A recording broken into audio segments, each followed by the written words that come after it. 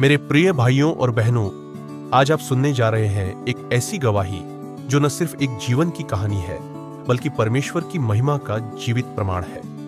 यह गवाही है अपोस्टल डॉक्टर अंकुर यूसुफ नरूला जी की।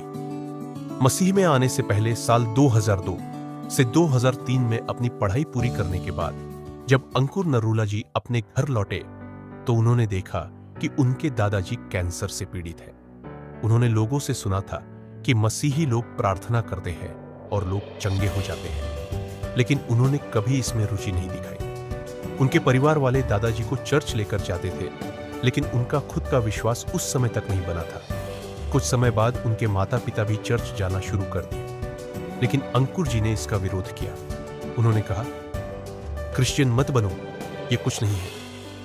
वो मंदिरों में जाते थे, धर्म में गहराई से जुड़े थे, परंतु उन्हें नहीं मालूम था कि यीशु धर्म नहीं बदलते, जीवन बदलते हैं।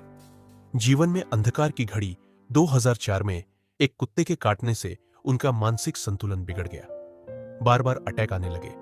इलाज करवाया, डॉक्टरों से लेकर हर जगह प्रयास किया, पर कोई लाभ नहीं हुआ। वो गहरे अवसाद में चले गए। आत्महत्या का विचार हर दिन उनके मन में आता। वे सोचते, अब बस मैं इस जीवन से थक चुका हूं। आशा की किरण उसी समय उनके घर में एक मसीही दंपति आए। उन्होंने कहा, चिंता मत करो, हम तुम्हारे लिए प्रार्थना करेंगे। अंकुर जी सोचने लगे, मैंने हर रास्ता देख लिया, इसे भी आजमा कर देख लेता हूं। रात 8 बजे वे पहली बार चर्च गए, नशे की हालत में। प्रार्थना के दौरान उन्होंने एक अद्भुत अनुभव किया, जैसे उनके शरीर में करंट दौड़ गया हो। उन्हें एक नीले रंग की नई नियम की किताब दी गई और कहा गया, रोज 20 मिनट प्रार्थना करना। उन्होंने मन ही मन सोचा, 20 मिनट, ये तो बहुत ज्यादा है, पर उन्होंने शुरुआत की। परिवर्तन की प्रक्रिया उन दिनों वे जुए और नशे के आदी थे। एक बार पूल क्लब में उनका झगड़ा हो गया, जिस वजह से इस सब से उनका मन टूट गया। फिर चर्च से एक कॉल आया, क्या आप रोज शाम को चर्च आ सकते हैं? उन्होंने कहा, हाँ। धीरे धीरे उन्होंने बाइबल पढ़ना शुरू किया, बपतिस्मा के लिए भी खुद को तैयार किया। बपतिस्मा लेने से पहले उन्होंने अपने दोस्त से कहा, चलो आखिरी बार शराब पी लेते हैं, फिर तो नहीं पी पाएंगे। लेकिन उसी समय उनके पास्टर ने टोक दिया और उन्होंने उसी दिन से शराब, नशा, जुआ सब कुछ छोड़ दिया। प्रभु में बढ़ना और चुनौतियां बपतिस्मा के बाद भी मानसिक संघर्ष खत्म नहीं हुए।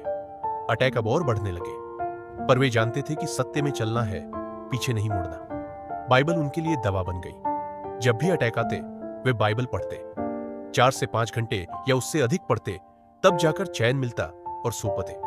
हर दिन परमेश्वर से संगति बढ़ती गई। 2005 में उन्हें दुष्ट आत्मा से पूर्ण छुटकारा मिला। वह भी तब जब उन्होंने लगातार 5 से 6 बार 40-40 दिन के उपवास रखे।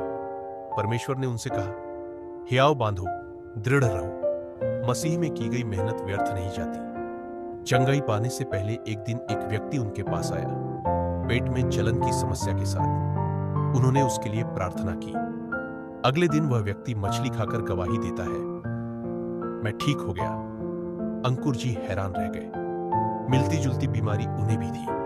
गुस्से में आकर उन्होंने सारी दवाइयां फेंक दी और परमेश्वर से कहा, अब मैं दवाई नहीं लूंगा।